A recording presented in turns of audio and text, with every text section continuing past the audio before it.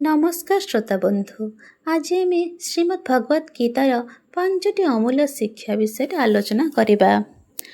ଜୀବନରେ ଅନେକ ସମୟ ଏମିତି ଆସେ ଯେତେବେଳେ ଆମେ ହାରିଯାଉଛୁ ବୋଲି ଲାଗେ, ମନ ବିଚଳିତ ହୁଏ, ଆତ୍ମବିଶ୍ୱାସ ଚାଲିଯାଏ ଆଉ ସମସ୍ତ ଦୁନିଆ ଆମ ବିପକ୍ଷରେ ଅଛି ବୋଲି ଲାଗେ।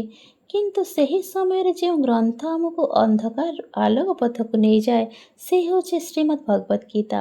ଗୀତା କେବଳ ଏକ ଧର୍ମ ପୁସ୍ତକ ନୁହେଁ, ଏହା ଜୀବନ ବଞ୍ଚିବାର ଏକ ମହାନ ଶିକ୍ଷା।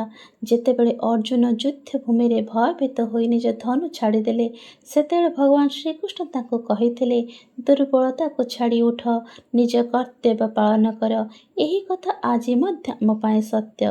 କର୍ମ କର, ଫଳର ଚିନ୍ତା କରନି। ଗୀତାର ସବୁଠୁ ବଡ଼ ସନ୍ଦେଶ ହେଉଛି କର୍ମ କର, କିନ୍ତୁ ଫଳର ଆଶାରେ ବାନ୍ଧି ହୁଅନି। ଆମେ ଅନେକ ସମୟ କର୍ମ କରିବା ପୂର୍ବରୁ ଭାବୁ, ଯଦି ହାରିଗଲି ଲୋକ କ'ଣ କହିବେ, ମୁଁ ସଫଳ ହେବି ତ? କିନ୍ତୁ ଗୀତା ଶିଖାଏ, ତୁମର ଅଧିକାର କେବଳ ପରିଶ୍ରମ ଉପରେ ଅଛି, ଫଳ ଉପରେ ନୁହେଁ। ଯେତେବେଳେ ମନୁଷ୍ୟ ନିଷ୍ଠାର ସହିତ କର୍ମ କରେ, ସଫଳତା ନିଜେ ତାଙ୍କ ପଛରେ ଆସେ। ଭୟ ହେଉଛି ମନର ଦୁର୍ବଳତା।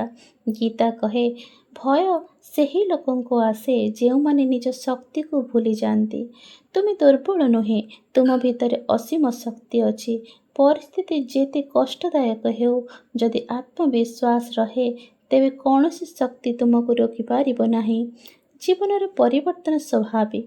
ଗୀତା କହେ, ସୁଖ ଦୁଃଖ ଦୁଇଟି ଅସ୍ଥାୟୀ। ଯଦି ଆଜି ଦୁଃଖ ଅଛି, କାଲି ସୁଖ ଆସିବ। ଯେପରି ରାତି ପରେ ସକାଳ ଆସେ, ସେହିପରି କଷ୍ଟ ପରେ ସଫଳତା ନିଶ୍ଚୟ ଆସିବ। ସେଥିପାଇଁ କେବେ ହାର ମାନନି। ମନକୁ ଜିତିବାର ସବୁଠାରୁ ବଡ଼ ବିଜୟ।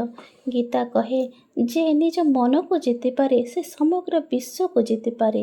ରାଗ, ଈର୍ଷା, ଅହଙ୍କାର ଏବଂ ନକାରାତ୍ମକ ଚିନ୍ତା ମନୁଷ୍ୟକୁ ଭିତରୁ ଦୁର୍ବଳ କରେ।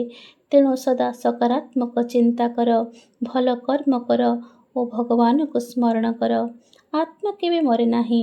ଗୀତା କହେ, ଶରୀର ନଷ୍ଟ ହୋଇପାରେ, କିନ୍ତୁ ଆତ୍ମା ଅମର।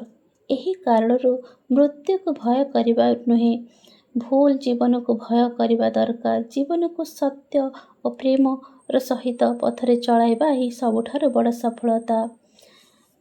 ଗୀତା ଆମକୁ ଶିଖାଏ, କେବେ ହାର ମାନନି, ନିଜ କର୍ତ୍ତବ୍ୟ ପାଳନ